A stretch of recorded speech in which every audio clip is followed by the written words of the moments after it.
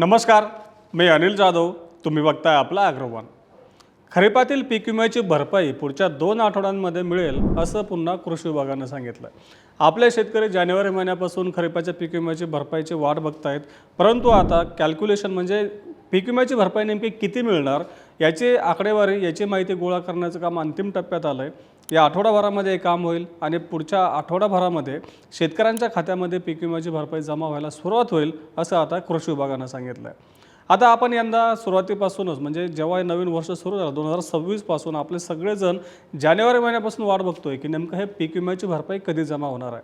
जानेवारी महिन्यामध्ये कृषी विभागानं सांगितलं होतं की जानेवारी महिन्यातच शेतकऱ्यांच्या खात्यामध्ये ही भरपाई जमा होईल. परंतु तसं काही झालं नाही. जानेवारी गेला, फेब्रुवारी गेला आणि मार्च महिना देखील आता निम्मा संपत आला आहे.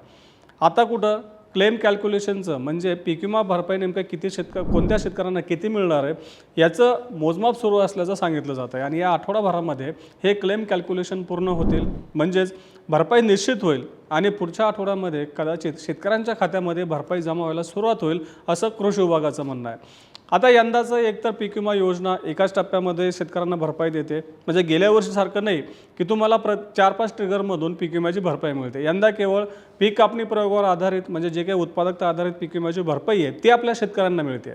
आणि एका क्लेममधून देण्यात येणाऱ्या भरपाईला एवढा मोठ्या प्रमाणात उशीर लावला जातोय, त्यामुळं शेतकऱ्यांमध्ये नाराजी आहे. आता ऑक्टोबर महिन्यामध्ये खरीपातली बहुतांश पिकं काढून झाली आहे. त्याच्या आधीच त्यांचे पीक कापणी प्रयोग पूर्ण झालेले आहेत. आता जर ऑक्टोबर महिन्यामध्ये पिकांची काढणी झाली आणि त्याआधी जर समजा पीक कापणीचे प्रयोग झाले असतील तर मागच्या 4 महिन्यांमध्ये शेतकऱ्यांना भरपाई का मिळाली नाही, नेमकं भरपाईचं गाडं कुठं अडकलं होतं असा प्रश्न आता शेतकरी विचारू लागले आहेत. आता यंदाची पीक विमा भरपाई शेतकऱ्यांना अपेक्षित किंवा आपल्या मुख्यमंत्र्यांनी जे सांगितलं होतं की हेक्टरी किमान 17,500 रुपये म्हणजे 17,500 रुपये मिळेल याची शक्यता खूपच धुसर आहे. कारण पीक कापणी प्रयोगातून जी काही उत्पादकता आली ती उत्पादकता फार कमी नाही असं कृषी विभागातील काही अधिकाऱ्यांनी सांगितलं आहे. म्हणजेच काय, आता पुढच्या या आठवडाभरामध्ये जी काही आपल्या भरपाईची रक्कम जाहीर होईल किंवा पुढे येईल त्यातून आपल्याला कळेलच. परंतु सध्या तरी असं दिसतंय की भरपाईची रक्कम ही यंदा कमीच असू शकते. आता यंदाच्या खरीपामध्ये आपल्या शेतकऱ्यांना आत्तापर्यंतचा सगळ्यात मोठा फटका बसलेला आहे. जून ते सप्टेंबर या कालावधीमध्ये या 4 महिन्यांमध्ये राज्यातल्या 95,000 हेक्टरवरील पिकांचं नुकसान झालं हे खुद्द आपल्या राज्य सरकारनं अर्थसंकल्पामध्ये सांगितलेलं आहे. म्हणजे 95,000 हेक्टरवरील पिकांचं नुकसान झालेलं आहे जून ते सप्टेंबर या 4 महिन्यांमध्ये, म्हणजे फक्त खरीपातल्या पिकांचं झालेलं आहे. आता जर पिकांचं एवढ्या मोठ्या प्रमाणात नुकसान झालं असेल तर साहजिकच आपल्या शेतकऱ्यांना पीक विम्याची भरपाई हे मोठ्या प्रमाणात मिळायला हवी. परंतु पुढच्या 4-5 दिवसांमध्ये आपल्याला कळेलच की आता नेमकी किती भरपाई मिळणार आहे. यंदा सरकारनं मागच्या वर्षी पीक विमा योजनेमध्ये जे काही 4 महत्त्वाचे ट्रिगर होते ते काढून टाकलेले आहेत. एकतर पेरणीच न होणं हा प्रश्न यंदा नव्हताच की बहुतांश भागांमध्ये पेरणी झाली होती कारण पाऊस चांगला होता. त्यासोबतच स्थानिक नैसर्गिक आपत्ती, हंगामातील प्रतिकूल परिस्थिती आणि काढणी पश्चात नुकसान भरपाई हे 3 महत्त्वाचे ट्रिगर होते की ज्यातून यंदाच्या हंगामात आपल्या शेतकऱ्यांना विक्रमी भरपाई मिळाली असती. म्हणजे आतापर्यंत जेवढी भरपाई मिळाली नाही तेवढी भरपाई यंदाच्या हंगामात मिळाली असती असं काही जाणकार शेतकरी सांगतात. कारण नुकसानच तेवढं होतं. प्रत्येक महिन्यामध्ये प्रत्येक टप्प्यावर पिकांचं नुकसान झालेलं आहे. आता सरकारच्या आकड्यावर सांगते, म्हणजे सरकारनं अर्थसंकल्पात सांगितलं की 95,000 हेक्टरवरील पिकांचं नुकसान झालेलं आहे. आता कदाचित सरकारनं हा जो आकडा दिला 95,000 हेक्टरचा हा 33% जास्त नुकसानीचा असू शकतो. कारण सरकारनं पुढे हे देखील सांगितलं की या नुकसानीपोटी शेतकऱ्यांना 15,500 कोटींची भरपाई दिलेली आहे. 95,000 हेक्टरसाठी सरकारनं ही मदत दिलेली आहे. आता NDRFच्या निकषानुसार 33% जास्त जर नुकसान असेल तरच ते क्षेत्र मदतीसाठी पात्र ठरत असतं. मग या 33% कमी नुकसान झालेलं क्षेत्र असू शकतं, काही प्रमाणात असू शकतं. म्हणजेच काय, तर कमीत कमी 1,10,00,000 ते 15,00,000 हेक्टरच्या दरम्यान खरीपातील पिकांना या अतिवृष्टीचा आणि पूर परिस्थितीचा फटका बसला असं म्हणायला हरकत नाही आहे. परंतु आता पीक विम्याची भरपाई शेतकरी वाट बघतायत की नेमकी किती खात्यामध्ये जमा होईल. आता जानेवारीपासून कृषी विभाग देखील सांगतोय आता वेगवेगळ्या टप्प्यांवरती ते अडकली होती. मध्यंतरी कृषी विभागानं सांगितलं होतं की आम्ही आमच्याकडून संपूर्ण माहिती केंद्राच्या पातळीवर पाठवलेली आहे. केंद्राच्या पोर्टलवर काहीतरी अडचणी आहेत त्यामुळं शेतकऱ्यांच्या खात्यामध्ये भरपाई जमा होत नाही आहे. आता सांगितलं जातं की आम्ही क्लेम कॅल्क्युलेशनचं काम करतोय, म्हणजे प्रत्येक शेतकऱ्याला त्या प्रत्येक मंडळामधल्या शेतकऱ्यांना की ज्या शेतकऱ्यांनी विमा काढलेला आहे आणि प्रत्येक मंडळनिहाय आता नेमकी किती भरपाई ही निश्चित केली जाते आहे त्याचं काम चालू आहे.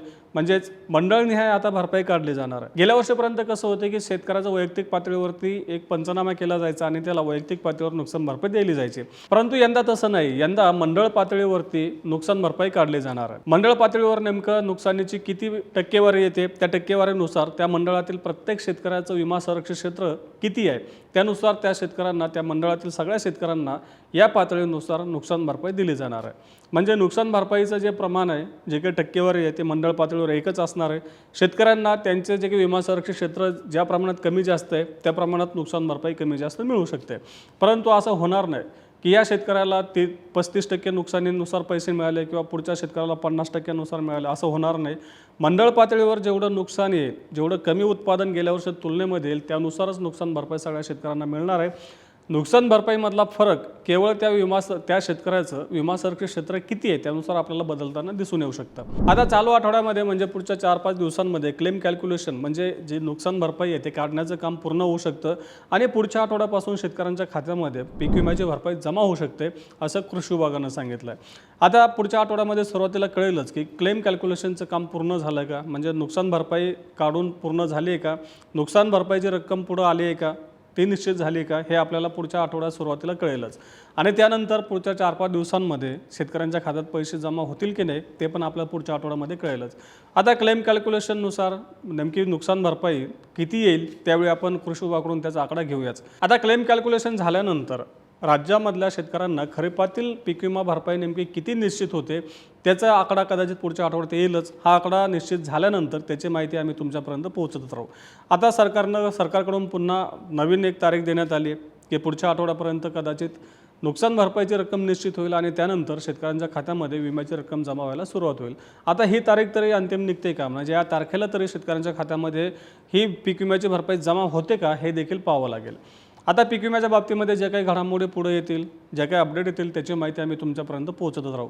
त्यासाठी आपल्या ॲग्रोवनच्या चॅनलला नक्की सबस्क्राईब करा आणि हा व्हिडिओ जास्तीत जास्त शेतकऱ्यांपर्यंत पोहोचवण्यासाठी लाईक आणि शेअर करायला विसरू नका.